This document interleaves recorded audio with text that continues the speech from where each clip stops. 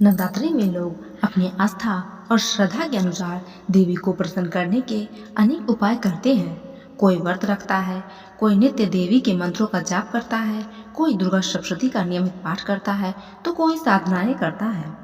लेकिन देवी का एक ऐसा सिद्ध स्रोत है जिसका नियमित रूप से पाठ करने से न केवल आपके सारे संकटों का नाश होता है, बल्कि धन्य धान संपत्ति सुख प्राप्त होता है और समस्त रोगों का नाश होता है। यह स्रोत है सिद्ध कुंजिका स्रोत। महत्व। सिद्ध कुंजिका स्रोत के महत्व के बारे में स्वयं भगवान शिव कहते हैं, कवच, अर्गला, कीलक, रहस्य, सूक्त, ध्यान, न्यास, यहाँ तक कि अर्चन भी आवश्यक नहीं है। केवल कुंजिका स्रोत का पाठ करने से संपूर्ण दुर्गा सप्तशती के पाठ का फल प्राप्त हो जाता है। यह कुंजिका स्रोत अत्यंत गुप्त और देवों के लिए भी दुर्लभ है। कुंजिका स्रोत का लाभ। सिद्ध कुंजिका स्रोत का पाठ करने से देवी शीघ्र प्रसन्न होती है और साधक को मनवांछित फल प्रदान करती है। कुंजिका स्रोत के पाठ से मारण, मोहन, वशीकरण, अष्टभन, उच्चाटन आदि उद्देश्यों को सिद्ध करता है। भयंकर से भयंकर रोग भी कुंजिका स्रोत के नियमित पाठ से दूर हो जाते हैं। इस स्रोत में स्वयं दुर्गा देवी समाई है, इसलिए इसका पाठ करने से मनुष्य देवी का प्रिय बन जाता है। बेवजह परेशान करने वाले शत्रु इस पाठ से दूर हो जाते हैं। नियम। सिद्ध कुंजिका स्रोत का पाठ करते समय तन और मन की पवित्रता होनी आवश्यक है। देवी को लाल पुष्प अर्पित करें। देवी के सामने कपूर के तेल का सुशोभित दीपक प्रज्वलित करें। सुगंधित धूप लगाएं। देवी को मिष्टान और फलों का नैवेद्य लगाएं। कई बार गलती से टूट जाता है व्रत। मान्यता है कि जो भी नवरात्रि के 9 दिन माता रानी की सच्ची मन से पूजा अर्चना और व्रत करते हैं, उसके जीवन में खुशियों का आगमन होता है। माता रानी की कृपा से उसके सभी दुख दूर हो जाते हैं। वहीं कई बार ऐसा होता है कि किसी का नवरात्रि का व्रत गलती से टूट भी जाता है। ऐसे में जिसका नवरात्रि का व्रत टूटता है वो बहुत दुखी हो जाता है। लेकिन ज्योतिष शास्त्र में बताया गया है कि नवरात्रि का व्रत अगर गलती से टूट जाता है तो इसमें परेशान होने की जरूरत नहीं है। दरअसल ज्योतिष शास्त्र में नवरात्रि का व्रत टूटने पर कुछ नियम बताए गए हैं।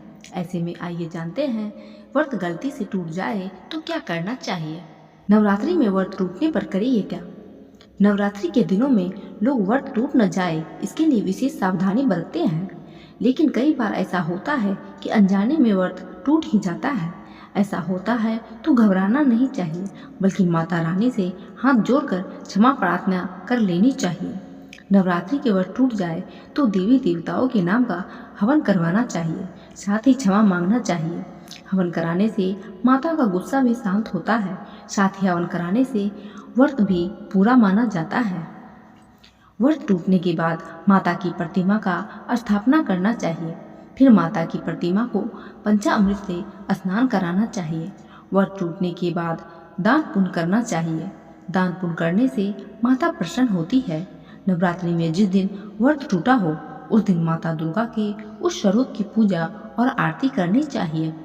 अधिकतर घरों में नवरात्रि में माता की चौकी अलग से सजाई जाती है, जिस पर कलश, जौ और माता की मूर्ति या तस्वीर रखी जाती है। हर दिन सुबह शाम माता रानी की यहाँ पूजा होती है और भोग भी अर्पित किया जाता है। जिस तरह हर दिन माता के अलग स्वरूप की पूजा होती है, ठीक उसी तरह हर दिन अलग प्रकार का भोग लगाने का भी विधान है। ऐसी मान्यता है कि यदि माँ को हर दिन उनके प्रिय भोग अर्पित किए जाए तो उनकी विशेष कृपा प्राप्त होती है।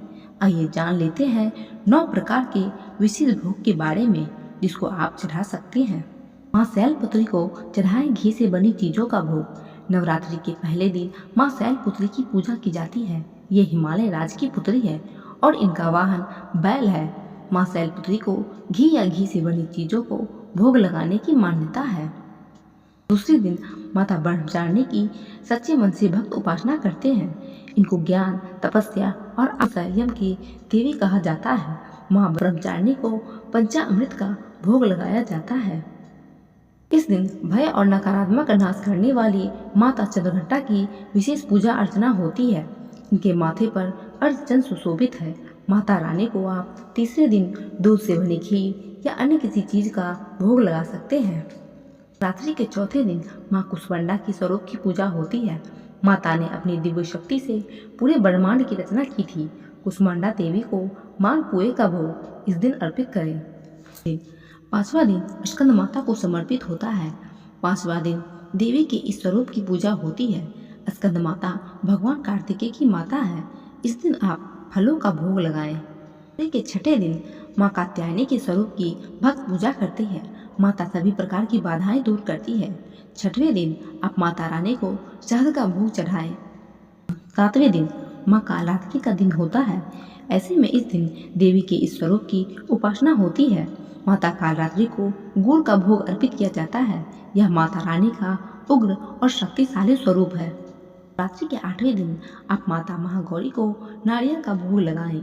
यह माता अत्यंत शांत और सुंदर है और भक्तों की सभी इच्छा पूरी करती है। नवरात्रि के आखिरी दिन माँ सिद्धिदात्री की पूजा अर्चना की जाती है। माता सभी सिद्धियों को प्रदान करने वाली है। इस दिन माता रानी को हलवा, पूरी और खीर का भोग चढ़ाएं। ज्योति को सुख, सौभाग्य और समृद्धि का कारक मानते हैं। धन, दौलत, उन्नति आदि की प्राप्ति के लिए भी अखंड ज्योत जलाते हैं। चलिए जानते हैं कि चैत्र नवरात्रि में अखंड ज्योत कैसे जलाएं। इसकी विधि क्या है। अखंड ज्योत के लिए तेल और घी में कौन सा उत्तम रहेगा। अखंड ज्योत जलाने की सही विधि। चैत्र नवरात्रि के पहले दिन कलश स्थापना के समय मिट्टी या पीतल के दीपक को जलाते हैं। खंडित दीपक का उपयोग न करें। अखंड ज्योत के लिए दीपक में रुई की बाती, तेल या घी का उपयोग करते हैं। अखंड ज्योत का दीपक तैयार करके उसे माचिस या कपूर की मदद से जलाएं। अखंड ज्योत की लौ कम से कम 4 अंगुल ऊंची होनी चाहिए। यह हमेशा इसकी अवस्था में होनी चाहिए। अखंड ज्योत की दीपक की बाती को बार बार न बदलें। इस दीपक को व्रत रखने वाला व्यक्ति जलाता है और पूरे 9 दिन तक वही दीपक में घी या तेल डालता है। इस दीपक को अक्षत, गेहूं या जौ के नीचे रख सकते हैं। घी के दीपक को माँ दुर्गा के दाईं ओर रखना चाहिए। तेल के दीपक को बाईं ओर रखते हैं। नवरात्रि के अंतिम दिन अखंड ज्योत को स्वयं न बुझाएं, उसे स्वयं ही बुझने दें। तेल या घी किससे जलाएं अखंड ज्योत। नवरात्रि में अखंड ज्योत जलाने के लिए गाय के घी, सरसों का तेल या फिर तिल के तेल का उपयोग कर सकते हैं। देवी देवताओं के लिए गाय का घी जलाना उत्तम माना गया है। आपके पास व्यवस्था हो तो गाय के घी से नवरात्रि का अखंड ज्योत जलाएं। यदि आपके पास घी नहीं है तो तिल के तेल का अखंड ज्योत जलाएं। यदि ये दोनों नहीं है तो फिर सरसों के तेल से अखंड ज्योत जलाएं। अखंड ज्योत जलाने के फायदे। जो लोग माँ दुर्गा के नाम से नवरात्रि में अखंड ज्योत जलाते हैं उनको माता रानी का आशीर्वाद प्राप्त होता है। अखंड ज्योत के लौ की चमक सोने के समान होती है, जो सुख, सौभाग्य, धन, उन्नति का सूचक होता है। माँ दुर्गा की कृपा से व्यक्ति का जीवन सुखमय होता है, व्यक्ति निरोगी रहता है।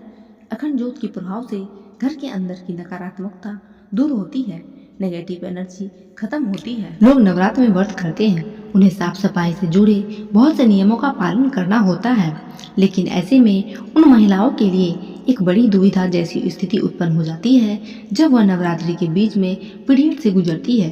ऐसे में ज़्यादातर महिलाएं काफ़ी कंफ्यूजन में रहती है कि अपने व्रत को कैसे पूरा किया जाए। इसको लेकर शास्त्रों में कुछ खास नियम बताए गए हैं, तो आइए जानते हैं इन नियमों के बारे में। अगर आपको लगता है कि पीरियड नवरात्रि में हो सकते हैं तो व्रत ना रखें, लेकिन अगर जो महिलाएं व्रत रखना चाहती है तो वह पहला और आखिरी रख सकते हैं। इस दौरान माँ के अलावा पूजा सामग्री, कलश आदि को स्पर्श ना करें, बल्कि दूर से ही माँ का दर्शन कर लें। व्रत के साथ कर सकती हैं पाठ। जिन महिलाओं को व्रत के दौरान पीरियड आ गया है वे व्रत करने के साथ साथ दुर्गा सप्तशती का पाठ भी मन ही मन कर सकती हैं। अगर आपको यह पाठ याद नहीं है तो आप अपने मोबाइल में इंटरनेट के माध्यम से यह पाठ देखकर व्रत कर सकती हैं। किसी एकांत स्थान पर बैठकर आप चाहे तो यह पाठ कर सकती हैं। ध्यान रखें, यह पाठ आपको स्नान के बाद स्वच्छ वस्त्र धारण करके ही करना चाहिए। माँ दुर्गा का मानसिक जप और मानसिक रूप से ध्यान करें। ऐसा करने से आपको पूजा का पूरा फल मिलेगा और माँ भगवती आपकी सभी मनोकामनाएं पूर्ण करेगी। अगर नवरात्र से पहले ही आपके पीरियड्स की शुरुआत हो चुकी है तो आपको व्रत नहीं करना चाहिए। फिर भी यदि आप व्रत करने का संकल्प ले चुके हैं तो आप पूजा ना करें। इसकी बजाय घर के किसी अन्य व्यक्ति से पूजा कर सकती हैं। दुर्गा सप्तशती का पाठ सुनने से आपको व्रत का पूरा फल प्राप्त होगा।